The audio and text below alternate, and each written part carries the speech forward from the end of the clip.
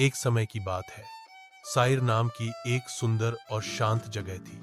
वहां के हरे भरे खेत, नीला आसमान और बहती नदियां मानो स्वर्ग की तरह लगते थे। उसी गांव में दो सर्वॉट्स, रोबोट जैसे मशीनें जो इंसानों की मदद करते हैं, रहते थे। एक का नाम था बोल्ट और दूसरे का नाम था गियर।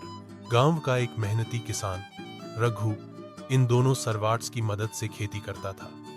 रघु ने ये सर्वाट्स सरकार की एक योजना से खरीदे थे ताकि वह आधुनिक तरीके से खेती कर सके। कहानी शुरू होती है। एक दिन रघु ने सोचा कि इस बार वह जैविक खेती करेगा, जिसमें किसी तरह की केमिकल खाद नहीं डाली जाएगी। उसने गियर को मिट्टी की जांच का काम सौंपा और बोल्ट को बीज बोने के लिए खेत तैयार करने को कहा। गियर ने मिट्टी की गहराई से जांच की और बोला, रघु भैया, आपकी मिट्टी जैविक खेती के लिए बिल्कुल उपयुक्त है। इसमें नमी और पोषण दोनों पर्याप्त है। बोल्ट ने खेत में हल चलाते हुए कहा, बीज बोने के लिए खेत तैयार है, अब समय है जैविक खाद डालने का। रघु ने गोबर की खाद, नीम की खली और घरेलू कीट नियंत्रण के उपाय अपनाए। दिन पर दिन मेहनत रंग लाने लगी, पौधे हरे भरे होने लगे। लेकिन फिर आई मुसीबत। एक रात अचानक गांव में बहुत तेज तूफान आया।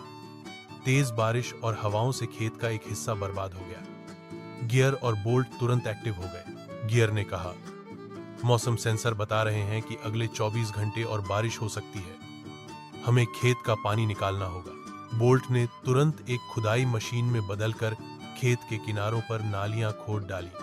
पानी धीरे धीरे बहने लगा।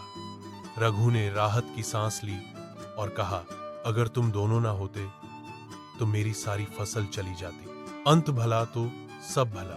कुछ हफ्तों बाद खेत में लहलहाती फसलें थीं। रघु की जैविक सब्जियां अब बाजार में सबसे ज्यादा बिकने लगी। लोग कहने लगे कि साइर के इस किसान ने तकनीक और परंपरा को मिलाकर खेती का नया रास्ता खोल दिया। गांव के बाकी किसान भी अब गियर और बोल्ट जैसे सर्वाट्स लेने लगे। रघु, गियर और बोल्ट की टीम पूरे गांव के लिए मिसाल बन गई। सीख: जब परंपरा और तकनीक साथ चलें तो खेती भी भविष्य की ओर बढ़ती है।